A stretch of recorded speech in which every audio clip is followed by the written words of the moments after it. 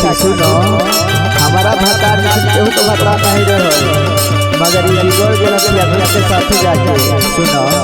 हाँ रहले सीधा साधा अब हो गईले शराबी हमारा बहलमुआ में कही खराबी। अच्छा ये बात है। हाँ ये सब तू कहाँ जाने हम न जाने ला 4 महीना से उधर ये रोज करत।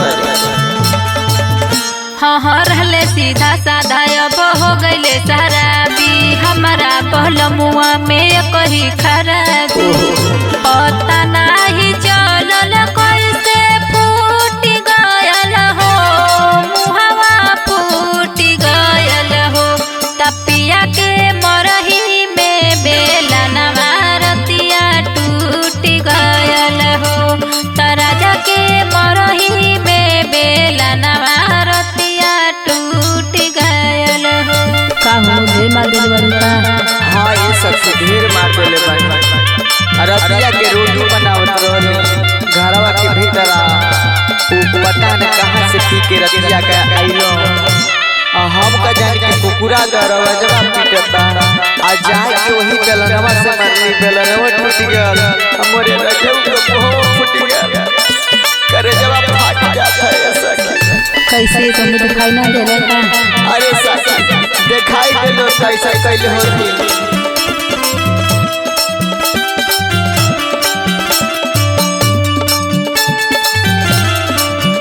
सुनाए सकी बड़ी परेशानी है।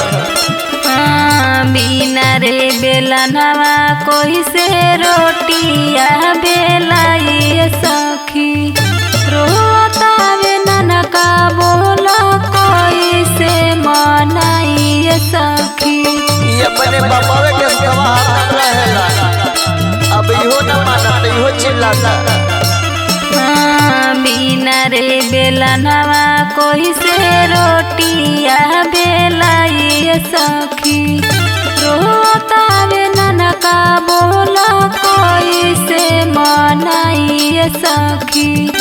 एही रहन पे हथवा उठ गयल हो हमर उठ गयल हो तपिया के मरही में बेलनवा रतिया टूट गयल हो तराजा के मरही में बेलनवा रतिया टूट गयल हो।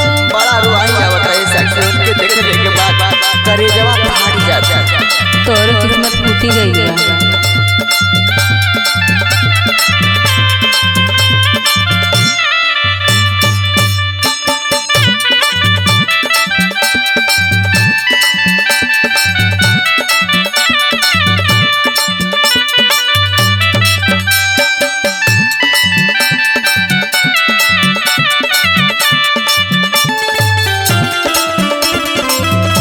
अरे साथी पहले ऐसा ना रहला बड़ा सीधा साधा रहला अब पता नहीं कौने के फेरा में पड़ के इतना गलत काम करत बन का कर सुनो।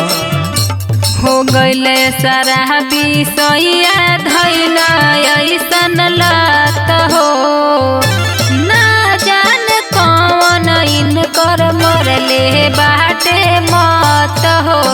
हाँ सखी देखिए फलाना फलाना से हिम्मत हुआ तो कैले हुए सही कहत हो सखी हमके सब होत रहे। हो गईले शराबी सैया धैल ऐसन लत हो ना जान कौन इनकर मरले बाटे मत हो। का करबू शिवम सोहाना